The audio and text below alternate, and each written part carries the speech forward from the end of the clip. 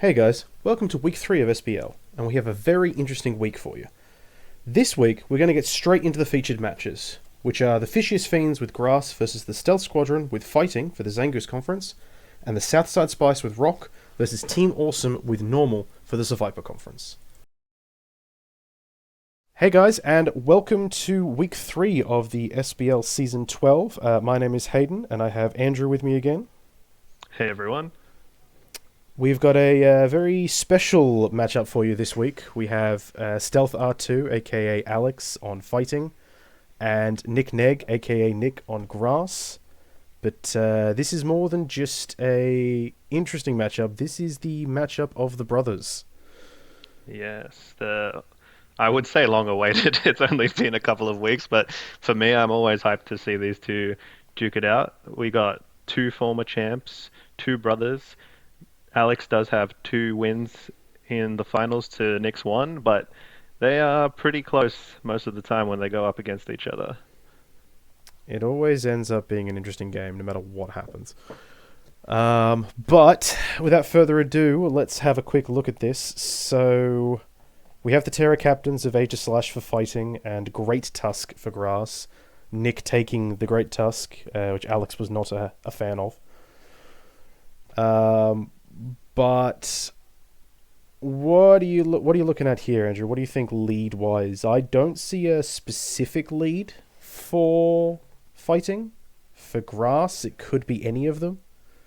Specifically, maybe not, but there's definitely three things here that can hit super effectively. We got that Slitherwing, we got Sneasler and Infernape, all good options. Sneasler being super fast, not a bad lead. You could just pivot around if you want. You could just go for a kill if you can. You could sash Sneasler acrobatics on the next turn, making sure it True. survives. Slitherwing could be first impression. Yeah, you could spam poison moves. I can't recall if Diaclaw. I don't think it's banned, is it? Diaclaw is not banned. Diaclaw Okay, is very legal. so that's always a good move. You just roll in the dice to get something good and hitting super effectively. Diaclaw is a busted move. Being Yeah. like I mentioned last week, being a VGC player, I have used Sneasler a lot, and I have poisoned and paralyzed and slept a lot of Pokemon with this thing. And it's not fun being on the receiving end, and sometimes it's not fun being on the giving end either. Let's be perfectly honest. I would say on Nick's side, you've got the obvious fairy type there that's also very fast, not a bad lead option. That's the, yeah. I Is could that what see you were thinking as possible. well? I was thinking, yeah, it's Whimsicott or maybe Roserade if you want to go Hmm. for the Toxic Spikes. Yeah, true. Um, He has an absorber this time, but does have the Absorber. Ludicolo, really do get the feeling there's going to be Rain Dance on that Whimsicott. interesting. Yeah, that's not bad, especially with the kind of speed uh, Alex has access to. Having something with Swift Swim to fight back, it's not a bad option. And why else do you bring Ludicolo, right? It's kind of strange That's almost otherwise. exactly my thought process. Yeah, why are you bringing Ludicolo if it's not going to be a Swift Swimmer? It could set its own rain, I suppose, but that's only if it's able to live. This is true. Um, but I guess without further ado, let's hit play on this and see what Yeah, happens. I love that Ludicolo dancing. Where's Mirror B when you need him? If that's not named Mirror B, I'm going to be very disappointed. What have we got? No slithery wings, Nick says. So he's not happy about seeing. I'm surprised he's more. He seems to be happier about seeing Infernape than he is Slitherwing. Yeah, I guess maybe he doesn't have anything for Slither specifically. I mean, Dazzling Gleam on that Moonblast is going to hurt a lot. hmm. And I'm pretty sure, could be wrong, but I think Roserade did get access to Dazzling Gleam at some point.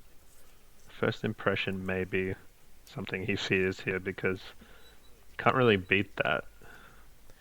Well, first impression is only the first turn it comes in. That's true.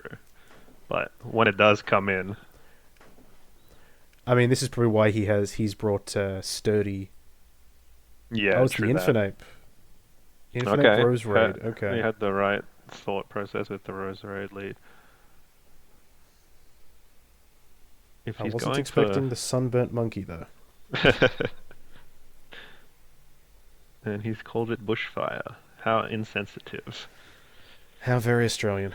That's true, actually. How very Victorian almost at this point. Total fire ban, Samsung says. Boy. I mean, everything's a total fire ban for Samsung having ice, so you know. Yeah, true that. This is a tough lead. Honestly, I don't know if T-Spike is the way when he has In Sneasler reality, around. yeah. In reality, thinking about it now, the Infernape is probably the best lead that comes out because it scares almost everything. Oh, there's a flame charge. Oh, flame charge. Scary right off the bat. Okay, Z Z move. move sleep powder. Z sleep. Oh, is that a speed boost? That is a Ooh. speed boost, isn't it? That's interesting. Okay. So we trade speed boosts, but it goes to sleep. Okay. Not to toot my own horn too much, but that's giving shades of my Xeon Togekiss from the last Monotype season. Oh, don't remind me of that thing. Except for the part where he died the next turn. Never mind. I was wondering for a second there if does Rose Raid get access to stored power?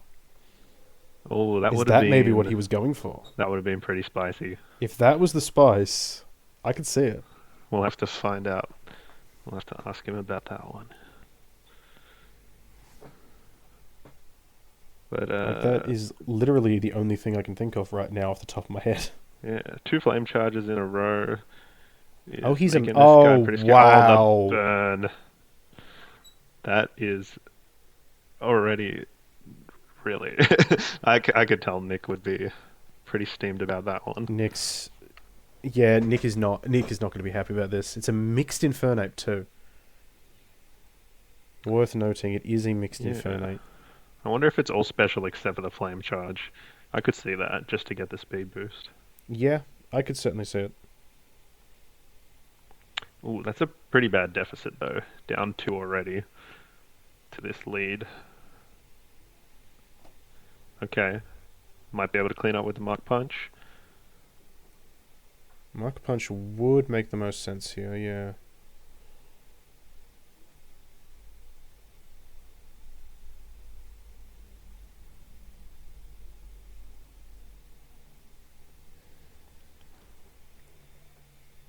Is this a switch into Aegislash, though, expecting the Mach Punch?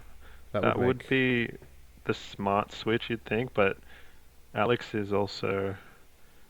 Nick is also very experienced. He should expect I think he could predict that. Now it's a bit of mind games, isn't it? At this point, yes. It would make the most sense.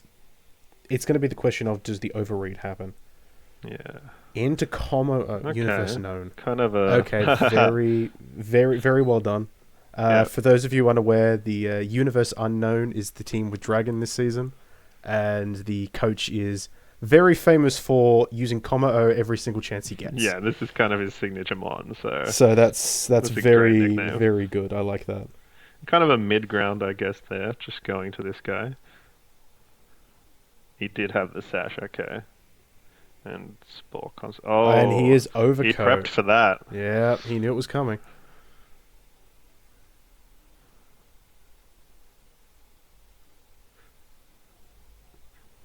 Oh, hits him with his own priority fighting move. Nick is not having a good day. No. Also, on the point of stored power Rose Raid, it does not get access to stored power.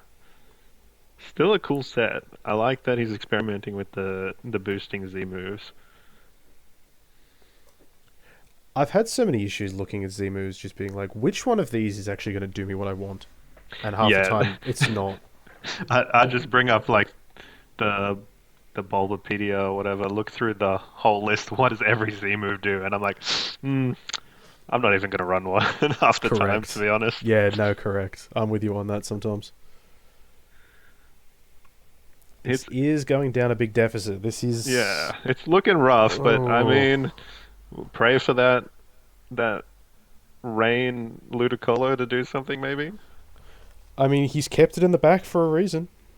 We can believe, we can have hope. Yeah. I'm honestly surprised he went with Cornerstone Ogapon here. Yeah, I think Being Sturdy's rock just... type. You're right, it is weak to Alex's type, but I think Sturdy is pretty valuable just... Oh, and when he's expecting a lot of physical fighting types, I guess the Spiky Shield is also... Well, Spiky Shield is common across them all, but it's more to the point of they're gonna. Okay, this is gonna happen again. I'm getting flashbacks to last week. Oh my god. The Protect War. This is Spicy Aegislash versus Gliscor all over again.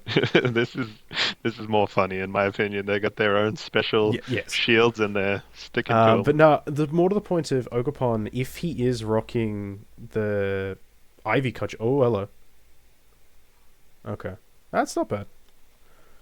If he is rocking the Ivy Cudgel is going to come up as a rock type move, and so it's going everything on the team is going to resist it.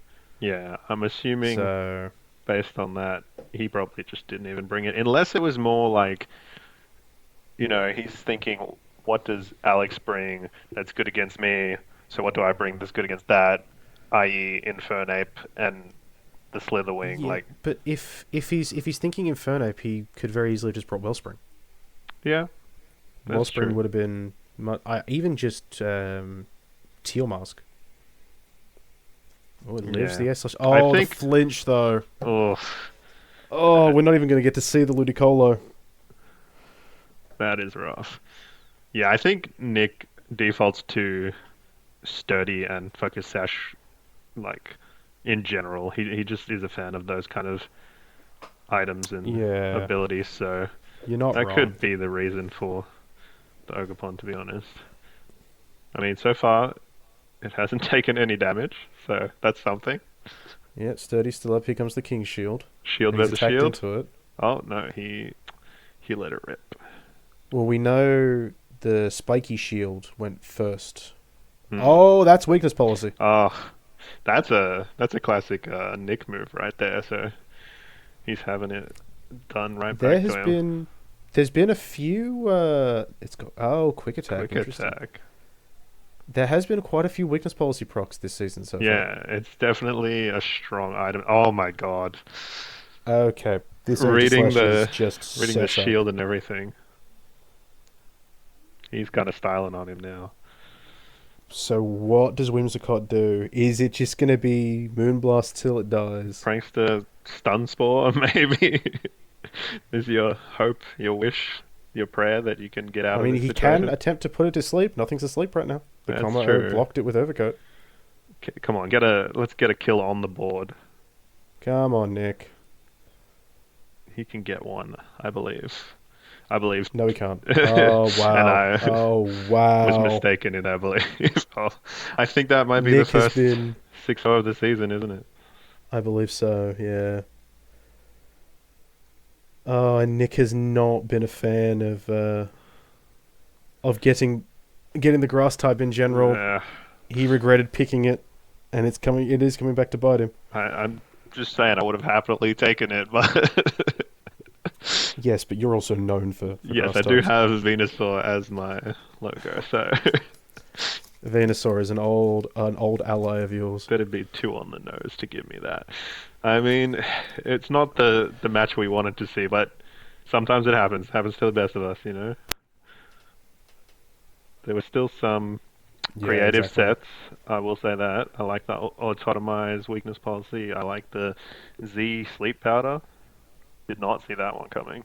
I would have loved to have seen where that Rose Raid was going. Yeah, we'll have to find out and maybe update in the next video what the extra moves were on that set. I might. Well, considering with the next video we do have our interconference round, we will be switching up our commentary teams because That's true. of the matches going on.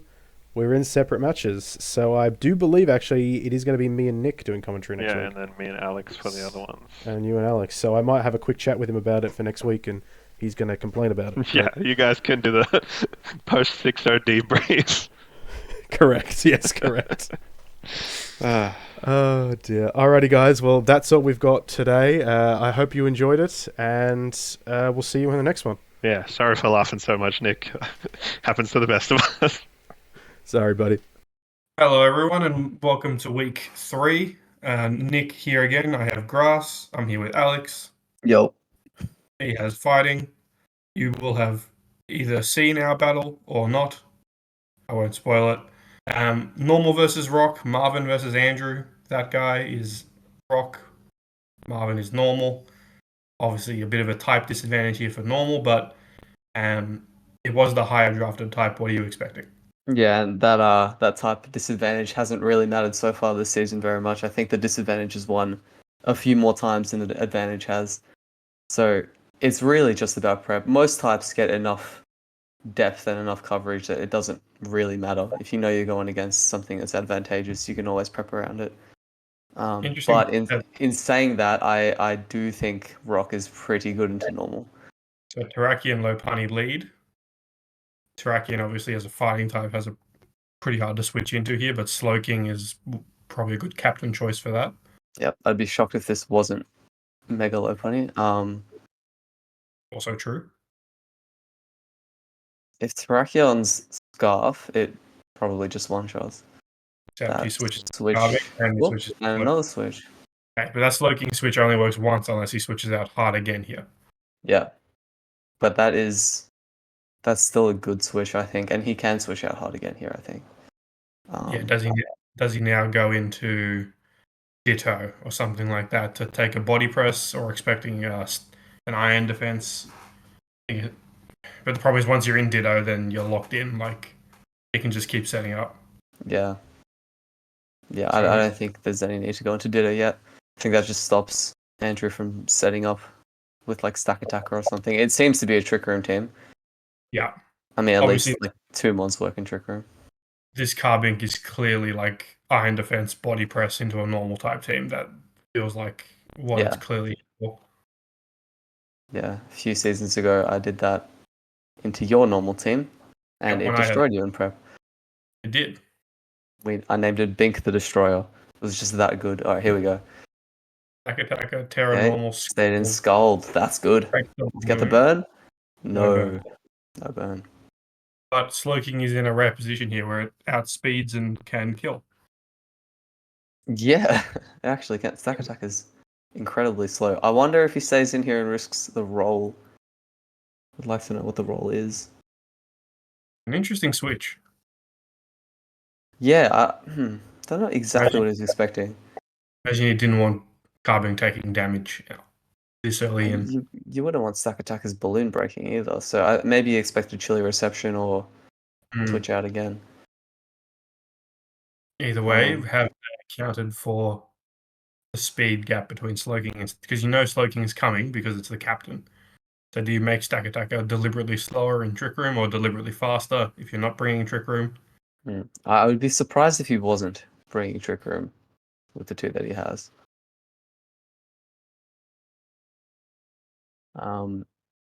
Yeah, but that seems like there's body press on either side. Oh, Skull, no burn. Body press. Jeez, that does a lot unboosted. Rocky Helmet takes the KO. That's a big deal. And now Slowking can switch out and get some regenerator health back. Yeah.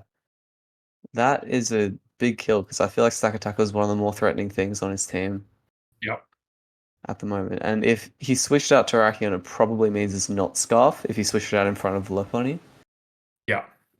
Agreed. Expect that Lopani would be faster. It could still be Sash or something, but if you don't want it taking a fake out first, that kind of makes sense. Yeah, Tapu Koko, something I've noticed about it is it's just nerfed so hard when it has to terrestrialize into Rock. Yeah. It's already got like a decent typing, but Rock just is weak to so many things. I've noticed that with Grass as well, because Great Tusk is my captain, and because it's so specially fragile, you just can't switch it in, and it can't sit in as a Grass type, so you basically can only run it Focus Sash. At least Coco's got the speed where it can still play a role, even if it's a Rock type. Yeah, I wouldn't say only focus sash, but it is probably one of the more viable items on it because there's always Booster ways energy. around it. Yeah, booster energy being banned hurts it too. If Brachion outspeeds here, Slowking would go down. There's no real switch to avoid that other than maybe Double's probably able to take 2 of these. Ooh. Oh. I mean, if it's Oh. max defense fluffy, maybe. Other than that, we No, just let's lose go down. slow. I think the right. that's fine. Yeah, I think that's the right call. You don't want this thing being so slow and so low health, and then something else taking damage. Yeah, Rocky Helmet breaks a potential sash. You go straight back into low punny here, knowing you probably faster. Yeah. This is a kind of tough spot for Marvin because unless indeed he's Scarf. Oh, you could go Ditto. You could go Scarf Ditto here. Get a free close combat into something.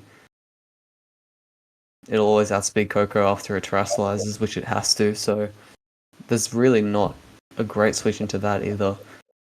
I mean, if it's Ditto and it locks itself into close combat, you switch into Coco and then you just reverse kill with Dazzling Gleam, I guess. Yeah. That's I think. part of the consideration. But who knows? Because this is a big turn. Yeah, he does like taking his time. These are probably, with myself, probably the two slowest, two of the three slowest players in the league, just in terms of making decisions. And Andrew has his timer down to 2 minutes, and Marvin is at 100. Double. There is. Now, it'd be fair to assume Cotton Guard body press into this team. Yeah. It would be kind of hard to stop. His only special attacker, it looks like, is Coco, if he even runs it special. Carbink could have, like, Moonblast or something, but it wouldn't do much. No. Does Terrakion just go for damage here to try and get this thing in, say, Thunderbolt range? Yeah, that's a good question. I don't think it gets recovery outside of rest. Yeah, Combat does 30%. God. Just ate it. And now it's plus 3 as well. No leftovers, so we don't know what the item is. It wasn't like Choppleberry, whatever the fighting one is. Doesn't need it, clearly. Jeez, what a sheep. How much wool do you want? So now what? Now, if you're Andrew, what do you do here? I don't know. I mean, he'll find a way. That's my prediction. He always finds a way, but you'll probably just take Chip, hope for a crit, and then you'll have something to answer it later. A crit would be so incredibly frustrating. Oh, you're kidding me. He gets it. He gets the crit. You're kidding me. That is ridiculous. You would be so furious if you're Marvin. Because I don't think it puts it in Thunderbolt range without it. If it's max HP, I mean, I could be wrong. If it's like a Specs Coco, it would always kill, but... No comments in the chat. I would be seething. Yeah, I'd be chatting at the moment. Andrew down to 60 seconds on his timer's got to start moving a bit quicker. Oh, that looked like a tough spot to get out of if that didn't crit. Gets a free kill. Because that would have done, what, like 15% without the crit? No, the first one did 30. Yeah, so it would have done like 7 or 8. Yeah. Well, not much more than 10 at the very least. That's 51. That is an enormous swing. Thunderbolt picks up the kill. There it goes. You could have at least probably killed this after it chipped you down, you know? And then Double might have died the next turn, but you'd get an extra kill out of it. Double would have killed this thing and then been in the more, preferable position. Anyway, Psychic Terrain overrides the electric terrain, which to me says that this thing is Scarf. You'd think so if he's switching out in front of it. Boulder's an alright switch here. It does get Energy Ball, I believe. It does. As someone who has had NDD in 3 different seasons, I think it's Energy Ball is one of its best coverage moves. Yeah, so I think I heard your cat just jump in the back. That was the air freshener. Oh, okay. Yeah, but Energy Ball would be the play here, you'd think. You wouldn't risk expanding force if Boulder's there, unless it 2-shots Boulder. Andrew has 30 seconds left, by the way. Yeah, he's getting close. You rarely see Marvin clicking moves quicker than other people. Energy ball. There you go. Eject And an button. eject. So it being faster has really messed up Coco here. It doesn't get an attack off, and it just takes damage. And Andrew has 15 seconds to make his switch. Aerodactyl, knowing that this thing is scarfed into Energy Ball. You imagine it's not going to be an Energy Ball situation. He's going to switch out. But that gives Aerodactyl a chance to Mega and maybe set up with the Dragon Dance. Andrew has 10 seconds away. Oh god, this is where it gets a bit scary. For both people. I think he set up with Aerodactyl. I mean, attacking is fine as well. Either way, but Marvin's in a tough spot because Energy Ball won't kill. Andrew's locked in. Marvin now has 2 minutes left. Andrew's just got to lock in and play on instinct now. This is the first season we've played with a timer since our VGC season, and I don't like it. I like it. I don't like matches taking an hour and a half. Make the matches take an hour and a half. Yeah, but like I don't need to. I overthink a lot of the time as well. The pressure. Lopunny switches in. Mega. Stone Edge. Stone Edge. Okay, but Mega Aerodactyl is faster than Lopunny. Mega Lopunny, isn't it? Yes, I believe so. That would be my guess. Andrew's just going to lock in Stone Edge again, you'd think, or maybe something that won't miss. Something that won't miss if he has it. I don't know if Aerodactyl gets fighting moves. I don't think he gets like close combat or anything like that. But this will be a Lopunny sack, you'd imagine. Yep, dual wing beat kills. Interesting, because like, yeah, he's brought Aerodactyl regardless of it not really having fighting coverage. It might get like low kick or something I've forgotten about. Maybe Brick Break. Maybe he was just worried about Earthquake or something, Ursaluna, and just wanted to switch. Yeah, Ursaluna would make sense. Okay, here comes Ditto. Double Aerodactyls. And a Stone Edge miss. Marvin has not had the luck on his side so far in this battle. That's tough. Not that it would have done heaps of damage. No. I don't know how he kills Big the Destroyer at this point.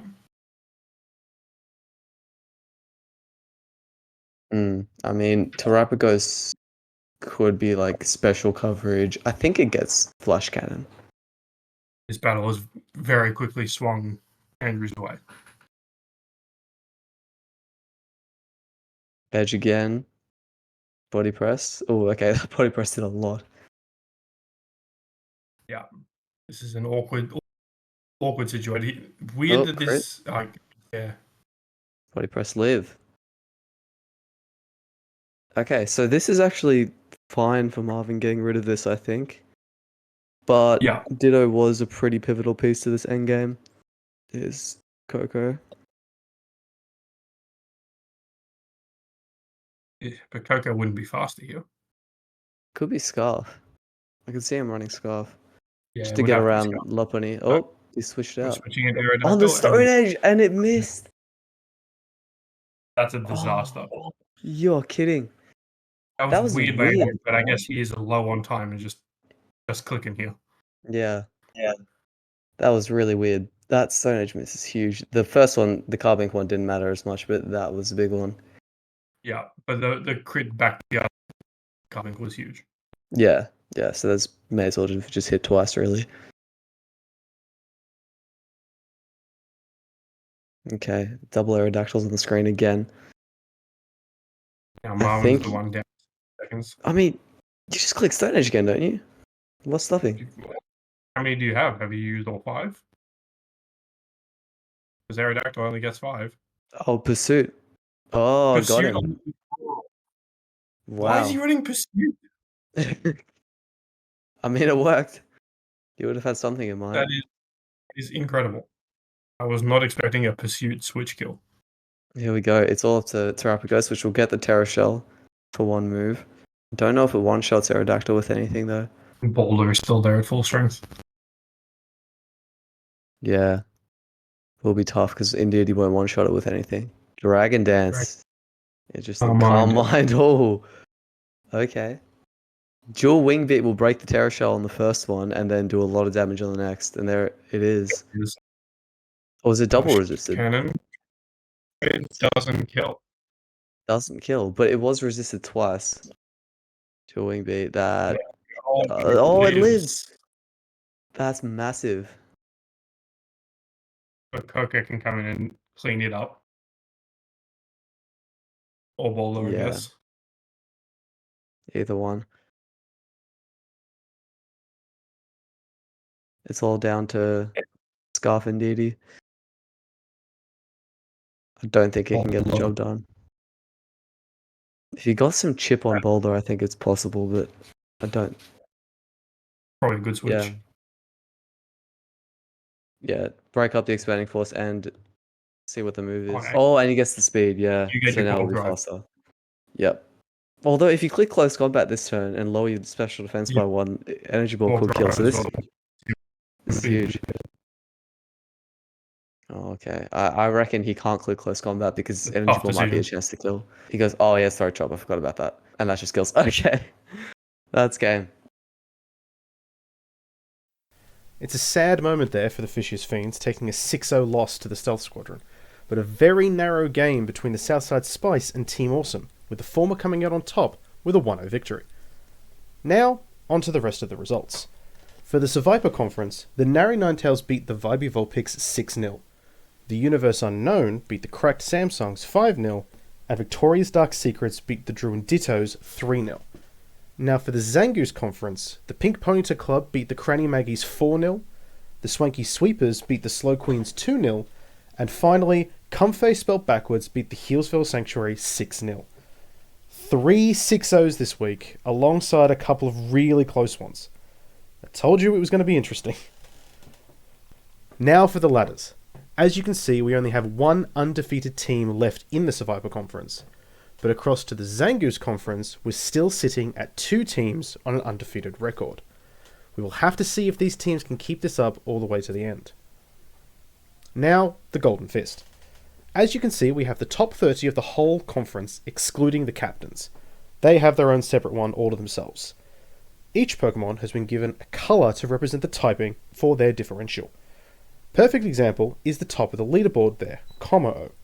This specific Como-O is from the Universe Unknown and is the dragon version of the Pokemon, whereas the fighting one is just outside the top 30.